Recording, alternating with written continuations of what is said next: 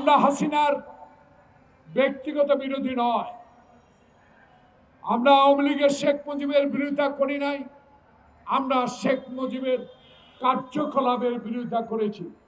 সেদিন যদি শেখ মুজিবুর রহমান পাকিস্তানের সাথে আতাত না করতেন, ইয়াহিয়ার সাথে ভুট্টোর সাথে আলোচনার নামে বাংলাদেশে যে অত্যাচার অবিচার, যে রাতের অন্ধকারে আক্রমণ চালিয়েছিল, সেদিন কিন্তু এই আক্রমণ এবং নৃশংস হত্যাকাণ্ডটা সংঘটিত হতো না।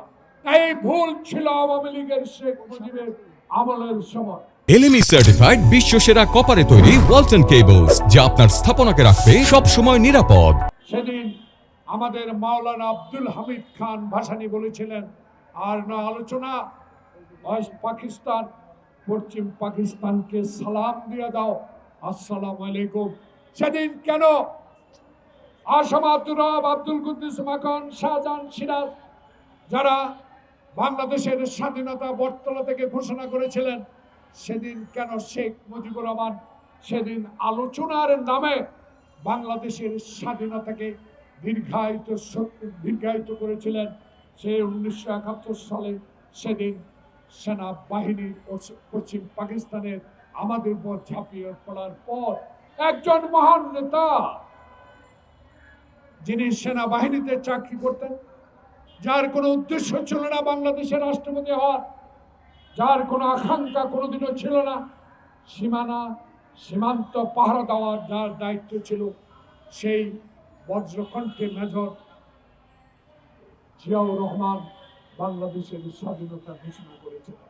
প্রিয় বন্ধুগণ, এই নামটি উচ্চারণ করতে সাহসের সহিত বলতে হয়, আমার বুকে অনেক সাহস আছে। সেদিন বিএনপি ছিল না, ছাত্রদল, যুবদল, সালামের ছিল না, সেদিন ছিল ছাত্রলীগ। সেদিন ছাত্র জনতা শেখ মুজিবের 32 নম্বর বাড়িতে আমরা একত্রিত হয়ে সেদিন বলেছিলাম, আর কেন দেরি, আর কেন বিলম্ব?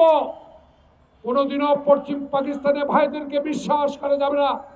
এরা চায় পূর্ব পাকিস্তানের 6 কোটি লোককে তারা শাসন করবে, শোষণ করবে। সেদিন আমাদের কথা উনি শুনলেন না। সংখ্যাগরিষ্ঠতা পেয়েও সেদিন আলোচনার নামে বাংলাদেশের সেনাবাহিনী পূর্ব পাকিস্তানের সেনাবাহিনী আনার সুযোগ করে দিয়েছিলেন। সম্পূর্ণ দোষ ছিল তখন আওয়ামী লীগ শেখ মুজিবের।